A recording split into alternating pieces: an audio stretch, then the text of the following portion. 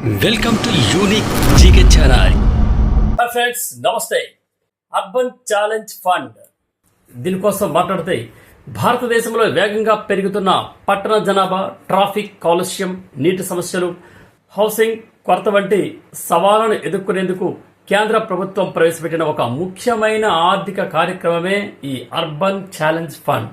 ఈ urban challenge fund అంటే ఏమిటి? అర్బన్ ఛాలెంజ్ ఫండ్ అనేది పట్టణాల్లో స్మార్ట్ ప్లానింగ్, మౌలిక సదుపాయాల అభివృద్ధి, సస్టైనబుల్ ప్రాజెక్టులను ప్రోత్సహించేందుకు ప్రత్యేకంగా ఏర్పాటు చేసే ఒక నిధి.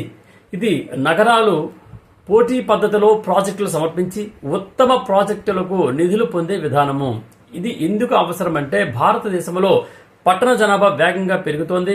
ముఖ్యంగా ఇండియాలో 2030 నాటికి సగానికి పైగా జనాభా నగరాల్లోనే నివసించే అవకాశం ఉందని అంచనా.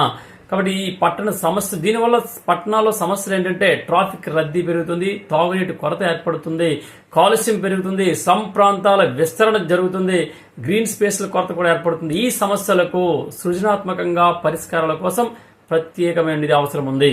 ఈ ఫండ్ ముఖ్య లక్ష్యాలు ఏంటంటే sustainable urban development, public transport మెరుగుదల, గ్రీన్ ఎనర్జీ, క్లైమేట్ రెసిలియంట్ ప్రాజెక్టులు, డిజిటల్ సిటీస్ అభివృద్ధి, పట్టణాల్లో ప్రైవేట్ ఇన్వెస్ట్మెంట్లు కూడా ఆకర్షణ కలిగించవచ్చు. అయితే ఈ ఫండ్ ఎలా పనిచేస్తుందంటే నగరాలు తమ ప్రాజెక్ట్ ప్రపోజల్స్ సమర్పిస్తాయి, కేంద్ర ప్రభుత్వం వాటిని పరిశీలిస్తుంది, ఉత్తమమైన సస్టైనబుల్ ప్రభావవంతమైన ప్రాజెక్టులకు నిధులు కేటాయిస్తుంది, పెర్ఫార్మెన్స్ బేస్డ్ ఫండింగ్ విధానం అమలు చేస్తారు. ఇది గతంలో అమలు చేసినటువంటి స్మార్ట్ సిటీస్ మిషన్ మోడల్ పోలి ఉంటుంది.